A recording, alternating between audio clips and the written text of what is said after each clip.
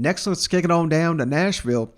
Clark Lee and the Vanderbilt Commodores quietly going through spring practice here in Nashville the first time under Clark Lee, obviously, and new era, new energy, new excitement.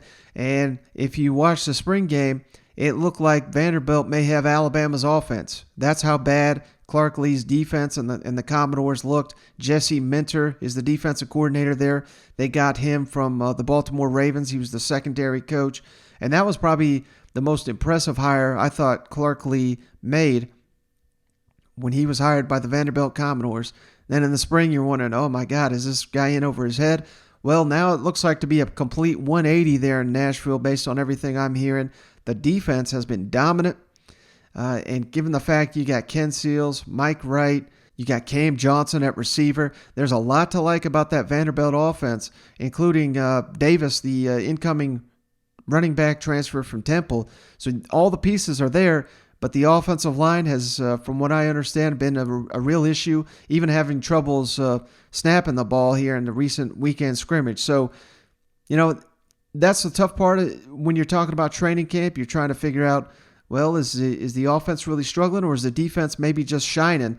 The last couple of days, it sounds like it's the defense that has really sealed the deal and coming together, and that's got to be great news for the Commodore fans. And that's something that quarterback Ken Seals discussed here on Wednesday. How is the defense, compared to like last season when you were going against them in practice? What differences do you notice? It seems like they're making, they made a lot of plays. Yeah, I know. I think Coach Minter's philosophy and defensive scheme is really like high level, and so it's cool. He comes from NFL systems, and so he's seems like a smart guy, and so getting able to experience that right now is like every now and then, like he'll obviously make a play on the offense and I'll get pissed off or whatever, but watching the film I'm like, that's crazy, like the fact that they're doing some of the stuff that they do. But yeah, I think we got dudes on defense that make plays, and our front four, the guys on the back end too, I think our defense plays aggressive, and I think that's what we need. Yeah, when you talk about you're talking about some of the pressures, obviously the Ravens are known for that a lot. Yeah. It seems like you're seeing a lot. Yeah, we work a lot of like situational stuff in practice too. So, they have the opportunity to get kind of crazy with some of the stuff that they're doing. And it's, sometimes, you don't really know what's about to happen. You just try and go through your progressions and find the first open guy. So it usually ends up working like that. So Ken certainly seems impressed by what he's seeing on that other side of the ball. And, considering the fact that Derek Mason came with a reputation as being a defensive guru and getting all these exotic looks, it's pretty interesting that Ken Seals is noting that this defense is kind of more befuddling than anything he's seen there in training camp. So just wanted to make that note. And then Clark Lee also had some comments here. I really like listening to this guy. He really seems to be incredibly football intelligent and has a really way about expressing what his vision is and everything like that.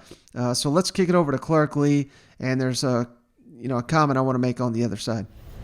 How far along do you think you guys are in terms of dividing up the quarterback reps to where it's not just split three ways evenly and all that? I think it's day to day. Really, with Coach Lynch, what he's doing is who's taking the 1 reps, who's going with the 2s, who's getting a third share, because it really is kind of split between 2 in a day, and then a third guy getting, kind of getting the rest. And really, after Saturday, I think we'll have a pretty good feel of where things stand, and I think you'll start to see that reflected in the way we line up in practice. And again, I don't know that means there's an announcement imminent after the scrimmage. It's just it's a matter of us practicing a certain way in preparation for that first game. I'm curious, with that game against East Tennessee, what are your primary goals of what you want to get out of that matchup? Well, we have to learn to play a game against an opponent. I think it's limitless what we need to get out of it. I've always felt, and really maybe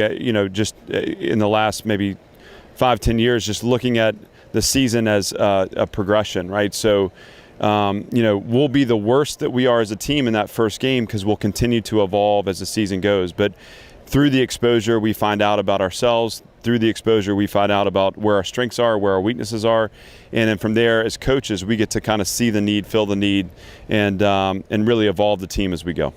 So I really wanted to play this just for the simple fact that I don't think we've talked enough about this. I know we haven't. When we talk about this season being vastly different than last season's weird year, I think Clark Lee is really hitting on something here that, fans may not want to necessarily hear right out the gate, but and it's not just unique to Clark Lee. It's all these first-year coaches: Tennessee, Auburn, South Carolina. The team they put on the field right away is going to be the worst they're going to look. And as the season progresses, as long as the players buy in and the coaches are doing their job and everybody in the program is pushing in the same direction, these teams should get better and better as the week goes on.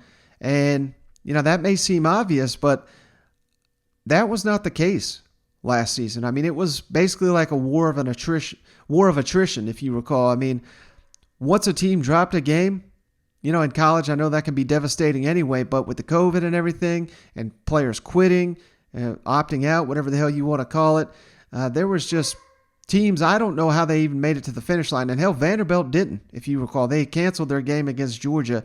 They basically, the entire program gave up before the stretch run there. So if nothing else, I mean, we can hype up the upcoming football season more than, we've been doing it for months and months and months.